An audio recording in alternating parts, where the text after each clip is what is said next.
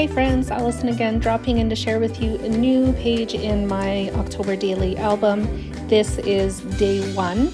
I've decided that I'm not going to scrapbook my days in order for my October daily. When something inspires me, I'm going to scrapbook it and call it whatever day it is it lands on, if that makes sense.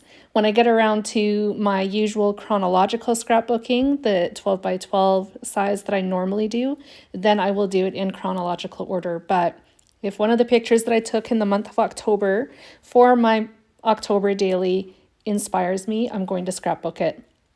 And that's what happened with this page today. This picture I took with my cell phone one night when I was going to bed.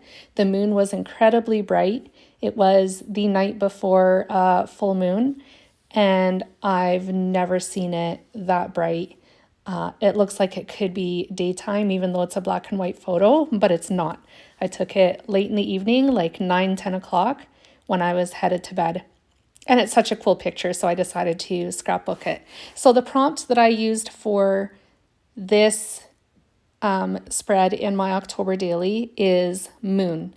I actually created my own prompts for my October daily just based on pictures that I took throughout the month of October. I'm really excited about scrapbooking this way and seeing how this album turns out. I played with Cocoa Vanilla Sunkissed to create this spread, and I took the ombre blue and green paper from the 6x8 paper pack and die cut the word moon with it. These are the inks that I use to mimic the colors in the word moon. I stamped the rest of my title using Close to My Heart alpha stamp that I have in my stash. And a really easy way to create an ombre look in your stamping is to ink up your stamp with one of the colors that you want to use. Generally, you'll stick with the lightest color first, fill it all up, and then you take out the darkest color that you want to use, or the darker color, and stamp only the portion of the image or letter that you want darker.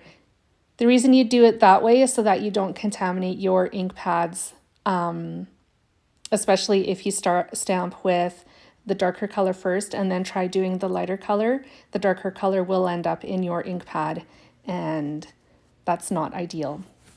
So a fun little way to create an ombre effect in your stamping. In this case, it's in my title.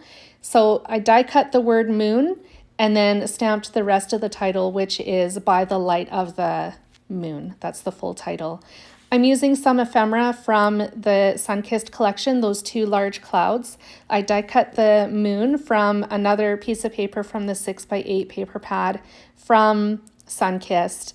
And then the star paper, I cut out, fussy cut just some of the stars, just a couple of them in the same colors, blue, green, teal sort of, and then yellow, and adhered them around the moon. I absolutely love how this page turned out. But before I did all of that, I took some charcoal ink from my stash. I was going to use black, but I was afraid that it would compete too much with my journaling, which is down at the bottom of the page. So I used a color that was slightly lighter and stamped moons and stars from a different Close to My Heart stamp set that I've got in my stash as well. That one actually happens to be a Halloween stamp set. All the Close to My Heart products that I used in today's layout is no longer available. I do believe that Sunkissed is still available in the shop at Scrapbook Nerds. So if you're interested in picking up this collection, I'll leave the link down in the description box below, so it's easy for you to get there. I printed my photo at 6x8 inches and I trimmed it down just slightly smaller than that so it would fit on the back side of the previous page. And there are the 2 pages together. I do add a phrase sticker from a Tim Holtz sticker book that I've got in my stash.